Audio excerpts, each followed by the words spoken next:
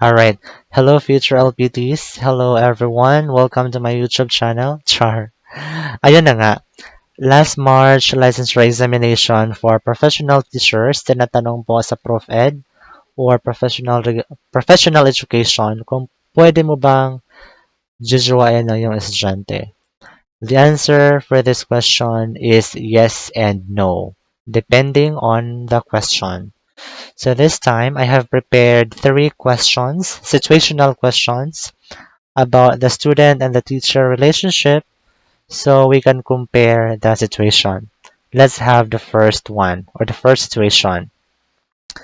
What should teacher John do when he falls in love with her student? His student rather, with his student. A. Court the student at home. B. Propose and marry the student. C. Wait until the student is no longer under his tutelage. And letter D. Act normally as if nothing happens and the student does not exist. Of course, as teachers, we should be professionals. So the correct answer for this question is letter D. You should act normally as if nothing happens and the student does not exist. But in real life situation, letter A can be applied. Pwede naman letter A. Court the student at home as long as it is secret and discreet. For letter B naman, propose and marry the student. No, especially if the student is under your advisory and especially the student is still present in the campus. And letter C naman, wait until the student is no longer under his tutelage. No, this is not relevant to the question. It's also okay, but the best is letter D. It focuses on what the teacher should do mhm, uh, in this scenario. Okay, let's have the second one. Teacher Tina receives a love letter from one of his third-year high school students in English. What should Miss Tina do? A. Read the letter to the class. B. Let the students express his feelings through letters. C. Return the letter to the student and tell him not to do it again. And letter D. Surrender the letter to the parent of student, of course. The correct answer for this is letter C. You should return the letter to the student and tell him not to do it again. For letter A, no, it's not good. Read the letter to the class. It's embarrassing to the part of the student, no. For letter B, let the student express his feelings, no. Letter D, surrender the letter to the parent, it's no. So you should ignore the student. It's letter C.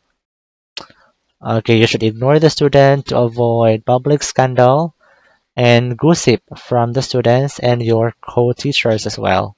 Okay, we have the last question. Teacher Jane's student consistently sends a love letter to her and expresses his feelings during lunchtime. Can she accept the feelings of her student and be in a relationship? A. No. It violates the code of ethics for professional teachers. B. Yes, as long as she maintains utmost professionalism and practice proper discretion of affection to avoid gossip, and the student should be on the legal age. Letter C. Yes, as long as the teacher is single. And letter D. Both C and D. The correct answer for this question is letter D. Yes, the teacher can, accept the feelings of her student and be in a relationship as long as she maintains utmost professionalism and practice proper discretion of affection to avoid gossip and should be on the legal age. The student should be 18 years old or else you will be punished under Republic Act number 7610, okay, 7610 or the child abuse law. Mhm. Child abuse law ang kahantungan mo if your student is still a minor age, 17 years old. It should be 18 na ang student. And also the teacher should be single. And as long as the teacher is single, yes, he can have or she can have a relationship with her student.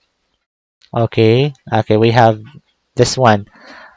Based on Section 7 of the Code of Ethics for Professional Teachers, where it says there in a situation where mutual attraction and subsequent love develop between the teacher and learner, the teacher shall exercise utmost professional discretion to avoid scandal, gossip, and preferential treatment for the learner. So that's it.